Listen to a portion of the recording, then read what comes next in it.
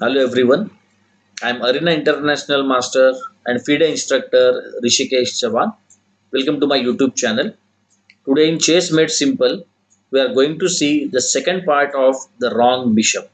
We have already posted the first part of this wrong bishop concept. I'm giving this link over here. Please check the link. Let's start.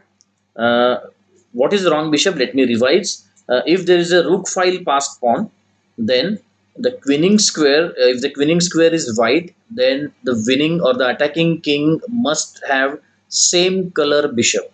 If the bishop is of the opposite color, then black cannot force a win. So here the queening square is white and bishop is on dark square. So we can say bishop is the wrong bishop and black cannot win this game even after having this much extra material. So let's see how black can how white can draw this game by using this logic. King f2 is the only saving move for white. If he plays any other move like king f3 or king f1, then he's definitely going to lose. So as you can see, why endgame is difficult. Even a tiny mistake, even a tiny inaccuracy can change the result of the game, can change the outcome of the game. Let's see what happens if the king moves to f3 or f1. If king goes to f3, then there follows bishop e5. So that way again, as you can see, bishop is king is cut off to reach the pawn, attack the pawn. King is also cut off to reach the h8 square. If the king comes down, so that he can reach the h1 square by through this g1, then there follows bishop h2, and all these squares are controlled by black pieces. White king cannot reach h1 square, and soon black king will arrive. Black king will support the pawn and he will promote the pawn in no time. Same thing will happen if white moves his king to f1. Then there follows this, and now as you can see, after bishop d4, all these squares are taken away from white's king, and white's king can never reach this h1 square, or this is this safe haven. So that is why in this position you should know which are the correct moves, which are the wrong moves, and why endgame concepts are difficult, because you cannot find the concepts over the board. So either you know the concepts or you don't. So it's not like any tactics which you can calculate and find out. So you, that is why you have to learn all the important chess concepts, especially endgame concepts, to master the endgame. So let's continue. King f2, then there follows bishop e5. So here again, black wants to play bishop h2 so that he can stop white king from reaching this h1 square, but white king is active. King g1, and as you can see, there is no way black can stop white from reaching h1 square. And as this is a wrong bishop and it's a rook file pawn, black cannot win this game and the game ends in a draw. Next position, please. Okay, what do we have over here? Okay. Again, the similar looking position, but here we can say the king is much more active. Black's king is much more active, and it looks like white's king is far away from the safe haven on a1.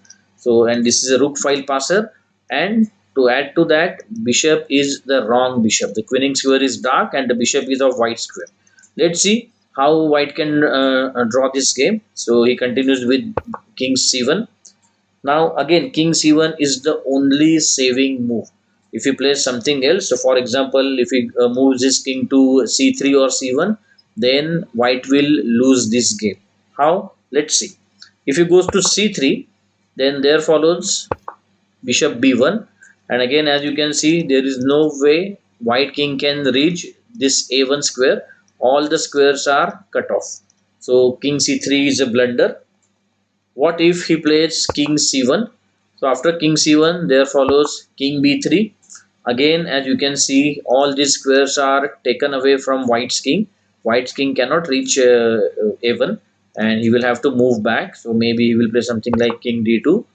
Black king will advance, and then he will move the bishop away, and three little pawn pushes, and he will win the game. So that is why Here in this initial position, white must play king c2. King c2 is the only drawing move. What black can do over here? Maybe he can play bishop b3 check. Of course, bishop b1 check is not available because of the king into bishop, and then white will move his king to a1. So max to max, he can play bishop b3 check. King moves to b1, and soon king reaches the a1 square, and then game ends in a draw. White saves the game by reaching the safe haven on a1. Let's check this new position. Okay, what do we have over here? Again, it looks like bishop and pawn, these two pieces can cut off the king from reaching this h1 square. Once the white king reaches h1 square, the game will end in a draw. Of course, there are two connected passes, but these black pieces are not letting these pawns run away. So correct move is to play king e2. King e2 is the correct move. This is the only correct move, so that king can reach to the square like this. So here this is the only way to reach the h1 square. For example, if white plays something like this, so this looks a quicker way. Now geometry rules or geometry ideas don't work in chess. So in geometry we have learned that the shortest distance between 2 points is a straight line, but it's not true in chess. So here, as you can see, the quickest distance between e1 and h1 is this, right? So that way we can say the chess is weird, or we can say endgame concepts are a bit difficult, so you need to master these concepts. So we'll just continue with king e2. Before checking king e2, let's see what happens if white moves to king f1. Then there follows h3, and as you can see, all these three squares are attacked by black pieces, and white is cut off from reaching this h1 square. That is why, though king e1 looks simple, it is a wrong move. So white must play king e2, h3, king f3, and finally king g2, and king reaches the corner square. Even if you play something like this, king h1, white can keep moving his king up and down, and the game will end in a draw. Let's move ahead. Let's see what do we have over here. Okay. Again, this position looks very difficult for white to save, because first of all, white is having one extra pawn, but this pawn can be captured anytime. On the other hand, white's king is far away from this safe haven on a1. So how can he reach a1 or quickly, or how can he draw this game? So there is a simple but interesting technique. Again, just like we discussed now, uh, the shortest distance between 2 points may not be a straight line. So here we need to reach a1. King is on e5.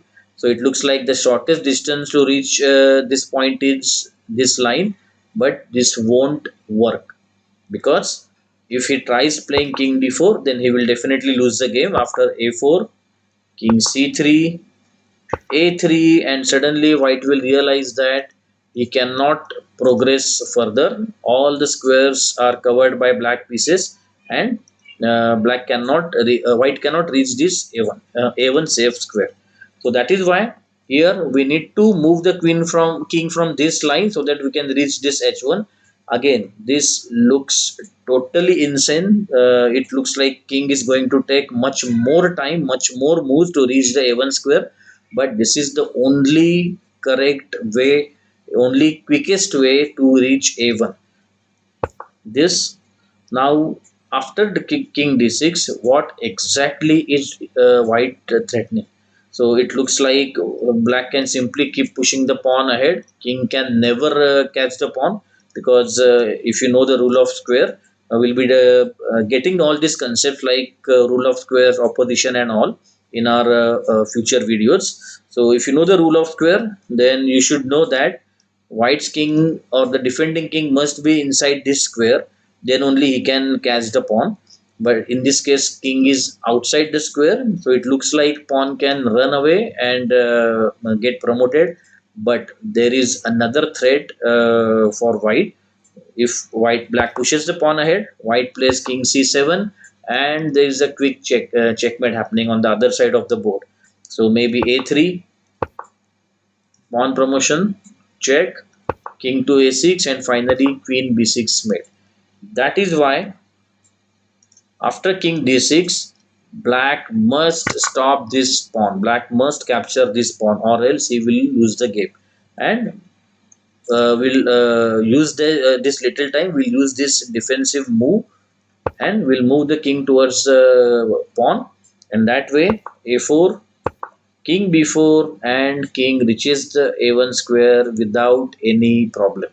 So we can keep getting the black king towards white king, but white king is all happy. There is no way black can stop him from reaching the a1 square.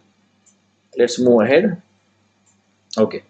Uh, Now we have added both the queens in this position. So again, the logic is same. There is this rook file passer on this a file, and bishop is the wrong bishop, as the queening square is dark square. Bishop is white square. It's a wrong bishop. So let's see how white can save this game. The saving move is very tricky, very difficult to find. It is king e1. King e1 looks a totally insane move because white is giving up a queen for free. But if you look deep into this, you don't have to look that deep into this position. This is not this is a simple position. You can calculate easily, because if black captures a queen over here, the game ends in a stalemate. As you can see, all the squares around the king are attacked. King cannot move anywhere, and there is no check. So when there is no check and there are no legal moves left, the game ends in a draw. It's a stalemate. So that is why after this king move, maybe black will play something like king c5. So again, he's trying to move his king towards this a1 square, so that he can stop white king from getting into that corner. But there follows queen into queen. So by capturing the queen in at this point, white had successfully driven the king away from his original course, and it will give extra time, extra breathing time for white to reach this a1 square. So king d2, king c4, king c1, king c3. It doesn't make any difference whether he plays king c3 or king b3, because after king b1, there is no way black can stop white's king from reaching this a1 square, and the game ends in a draw. Let's see what do we have over here. Again, it's like white is promoting the pawn on a8. It's a rook file pawn, and again white is having the wrong bishop. The only problematic thing for white is that his king is far away from the action, and on the other hand, black's king looks active. So it looks like black can easily move his king towards a8 square and draw the game. But here, his idea won't work. Even after having the wrong bishop, white can win this game by playing a5, king d5, a6, king c6, and then there is bishop d8. And again, as you can see, king is cut off from moving towards the a8 square. King cannot move to 8 square. Of course, if he moves to b5, then the pawn marches ahead and white will get a new queen in no time. Let's move on with the next position. Okay, what do we have over here? Again, the similar looking position where white is having a rook file passer, white is having the wrong bishop, and white's king is cut off from the action. But again, this is a simple win for white, because all these squares are attacked by white pieces, and if black wants to score a draw in this position, his king must reach this a8 square. If he cannot get his king into this a8 square, black is never going to save this game. And because of control of these squares is gone, he cannot get through these squares, and the white will win this game. king bishop b6, and bishop d8 is the key move over here. If white pushes the pawn, then black will simply play king b7, and the king reaches the 8 square and game ends in a draw. So here the winning move is bishop d8, the same position we just discussed in the previous puzzle. So bishop d8, all the entry points are stopped. King cannot go towards the h8 square. Whatever he plays, white pawn marches on, and white wins the game pretty soon. We will conclude this topic with this interesting puzzle. Let's see what do we have over here. Again, the similar looking position. Of course, we are learning the wrong bishop, so all the positions are having a wrong bishop and rook file passer. So black is having this rook file passer. Winning square is h1, white square, and accordingly, black is having the wrong bishop. Black is having the dark square bishop. Also, black's king is a bit cut off from the action. All the action will be happening in this part of the board, because this is the safe haven on h1 where white is trying to get his king. So let's see whether white reaches the h1 and saves the game, or black has some trick up his sleeve. h3, king f3, and now here the brilliant move bishop f4. White is forbidden to capture the bishop. Black is sacrificing the bishop, but of course black cannot take it. If he captures the bishop, then the pawn moves on, and black gets a brand new queen. And after this move, as you can see, all these squares are controlled by black pieces, and white king cannot reach h1 on time. So if you play something like this, that is king f2, then bishop h2, and again we have discussed this kind of position in the previous puzzles. All these squares are controlled by black pieces, and white king cannot reach h1. So king f3, bishop king f5, king f2. Here again black is using opposition to force the king away. King f3. Finally, as there are no squares left to move on the king side, white has to move his king on the other side of the board, and then black will simply play king g2, remove the bishop, and just two little pushes, and pawn reaches the last line, and black gets a fresh queen. So I hope you understood this the wrong bishop concept. So you have to foresee the position, whether you are getting this wrong bishop concept in the game, or else all your hard work to get this extra material will be totally in vain. At the same time, even when you are losing, when you are having less material, by using the concepts like wrong bishop, you can save the game. I hope you enjoyed this topic. So see you soon. Thank you very much, everyone.